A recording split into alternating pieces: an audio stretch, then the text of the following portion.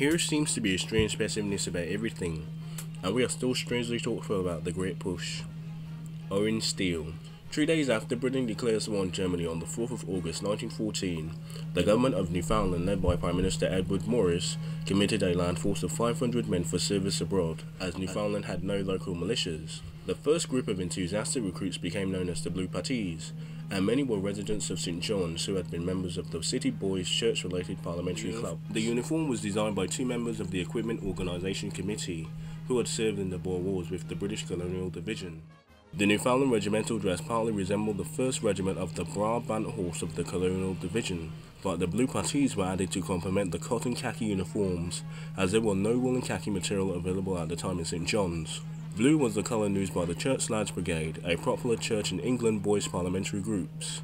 On the 4th of October, 537 men boarded the Newfoundland-owned steamer Florizel in St. John, and joined a convoy of 32 Canadian ships with over 32 volunteers escorted by 7 warships. The Blue Puties arrived in England on the 14th of October when they were fitted with regular army puttees. The Newfoundlanders were first under Canadian control and placed under Colonel E.B. Clay. His British successor, Lieutenant Colonel Arthur Lovig Harder, commander of the regiment from December 1915 to December 1917, the Newfoundlanders feared that such close proximity to the Canadian contingent would create the impression that they were Canadians. As the soldier Owen Steele noted in his diary, the large Canadian presence at the camp created many occasions for mistaken identity. The Newfoundlanders were conscious of their national identity, and the regiment gave them a strong sense of community. Their distinctiveness was noted in their selection of the caribou, an animal indigenous to Newfoundland, as the badge symbol for the regiment. There were often good-natured tensions between the non-commissioned officers and the regiment of some British staff sergeants and officers who dealt with them. In December 1914, the regiment's 1st Battalion transferred from the mud of Scollbury Plains to the hard ground of Fort George at Iverson, Scotland, to continue their training before moving in mid-February to Edinburgh. The 2nd Battalion of the Newfoundland Regiment left Newfoundland on the 5th of February 1915, followed by the 3rd on the 22nd of March, bringing the regimental strength to about 1,000 men. In early May, the regiment again moved to Stubbs Camp, about 50 miles from Edinburgh, where the regiment on the 10th of June received their regimental colours. F Company arrived on the 12th of July, bringing the complement of the regiment to 1,500 men. Ready for battle with 500 men in reserve. The regiment spent several weeks in Edinburgh, where they guarded the Edinburgh Castle, the only non-Scottish troops to ever do so, and finally went to the regimental depot at Art to complete training. Companies of the A, B, C and D team on the 2nd of August left Art to Eldenshot, where nearly 25,000 British troops were training. Their Blue Putty Sydney Forrest later observed, "Everyone sensed the day was drawing near when we would be receiving marching orders for the front, and we presumed it to be France or Belgium." At Eldershot, the regiment was attached to the 88th Brigade of the 29th Division, and companies A, B, C and D were sent to the Mediterranean in September, where Allied forces had been engaged since April in the stalemate effort to take the Dardanelles from Turkey. The Newfoundlanders were the only unit from North America to fight at Gallipoli. After landing at Suvla Bay, the regiment saw battle first on the 22nd of September 1915, and suffered their first battle fatality when Private Hugh Walter McWhirter of the Bay Islands died in action, sustaining on a steady diet of bully beef and hard biscuits with the occasional tin of jam and a tin of macaroni rations, and fighting the constant nuisance, the flies and the lice. The regiment enjoyed some success and participated in the taking of a hill near to Constantinople than any other ground taken by Allied forces. The hill, Cole-style Caribou Hill, saw a daring night attack by the small squadron led by Lieutenant J.J. Dolini, who won the Military Cross for his heroics and was later killed in battle in France. 2 other soldiers, Sergeant Walter Green and Private Richard Haynes, were awarded the Distinguished Conduct Medal, giving the regiment the first decorations in battle. It returned later to Cape Helles to serve as the rear guard under Lieutenant Owen Steele. On the 9th of January 1916, with the withdrawal of the Allied forces defending that position, in all the regiment had 1,167 men in service at Gallipoli.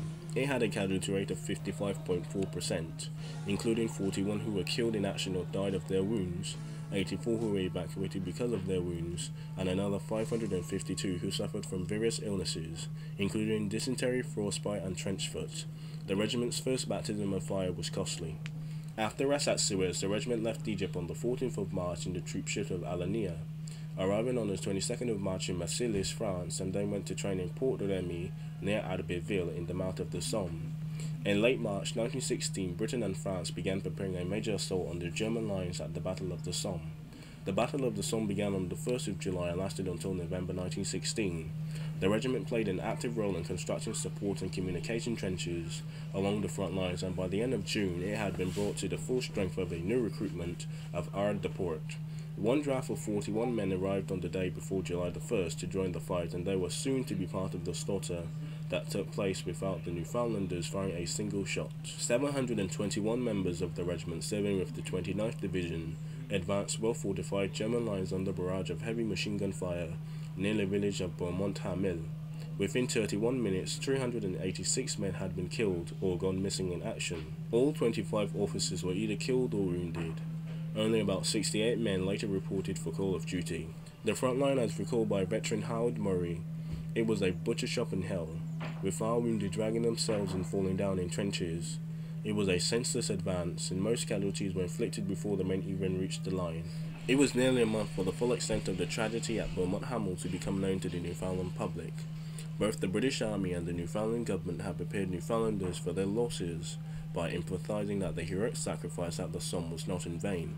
It was announced by British Commander Brigadier General Douglas Edward Clayley that the 29th Division had been put into the offensive against the strongest part of the German line, and it has proved the impregnable to a direct assault. He wrote Newfoundland Governor Sir Walter Davison on the 18th of July that it was a cruel fate in which their first real attack allowed them to be nearly destroyed, without having a compensating satisfaction of having got to the enemy. Also, that one unit in the field of a colony which had made such sacrifices should suffer a fate is indeed tragic. I cannot sufficiently express my admiration at their heroism, but sorrow in their losses. I cannot sufficiently express my admiration for their heroism, nor my sorrow for their overwhelming losses, which admiration and sorrow would be all shared by Newfoundland. Field Marshal Sir Douglas Hay, Commander-in-Chief of the British Expeditionary Force, simply wrote Davison on the 9th of July that the heroism and devotion to duty that displayed on the 1st of July had not been surpassed.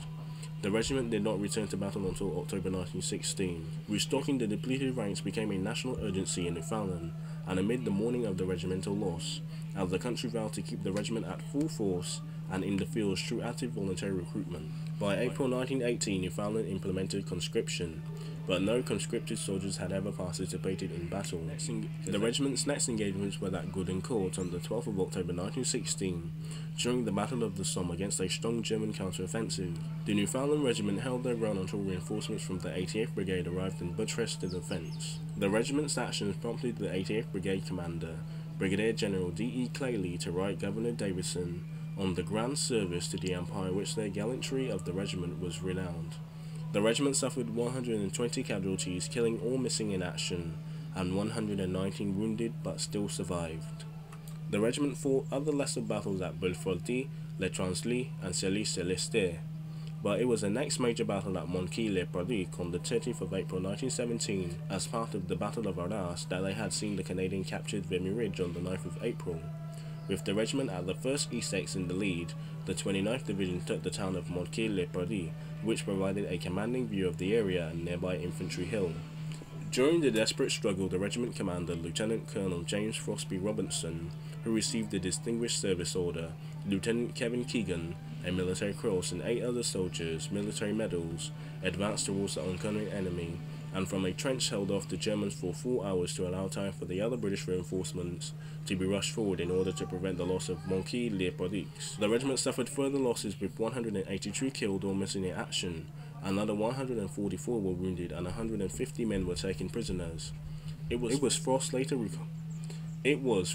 recalled, second only to Beaumont-Hamel in the entire war, as far as losses for the regiment were concerned. Of the initial Blue Puties contingent from 1914, 31.4% were either killed or died of their wounds, while another 37.3% were either wounded in action. A large number of the killed were underage soldiers, and records indicate that 272 teenagers lost their lives with the regiment, with the 39th on the A large number of the killed were underage soldiers, and records indicate that 272 teenagers lost their lives with the regiment, with 39 of that group killed at Beaumont-Hamel.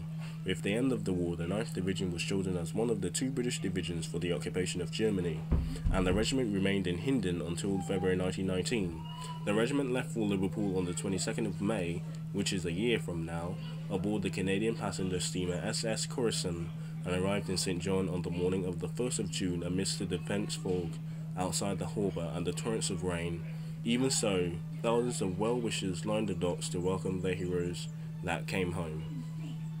And that's the end. That's the end of the British season. Wow. We have came pretty far. We got all the Dominion stones. And with all the Dominion stones, we can summon the Central Powers and finally bring this series to an end. Of course, with the off-scattered Japan, Italy, probably Portugal, and maybe a few neutral nations, and of course the big boy China. But yeah, after this tree, it'll probably be like a week for Japan, do a week of Japan, week of Portugal, do a week of Portugal, and some other nations that only like served for the end of the war, 1917, Siam, Brazil. America might get a 10 party, but mostly to do with weapons like Germany. But you can see a couple like George SS Patton, SS Truman, and I just kind of ruined the whole list, but you gotta wait and see who's the rest. So, oh yeah, and the redubbing of France, of course. But all in time, hopefully by January 1919 we could actually end this war. Anyway, hope you enjoyed, and the trailer for the Central Powers should come out first because it's 2 minutes long. So yeah, hope you learned something, and Blue Putty on, my friends. Newfoundland, the Newfies here. Oh my god, Newfies. You gotta love them, but you gotta hate them at the same time. Canadians know what I'm talking about. They're like the southernmost northern people ever. It's so weird, but they're the rudest, nicest Canadians, you know. Anyway, hope you learned something, hope you enjoyed, and Saskatchewan is still the best Canadian province in the world. Don't let anyone tell you. Hope you learned something, enjoy.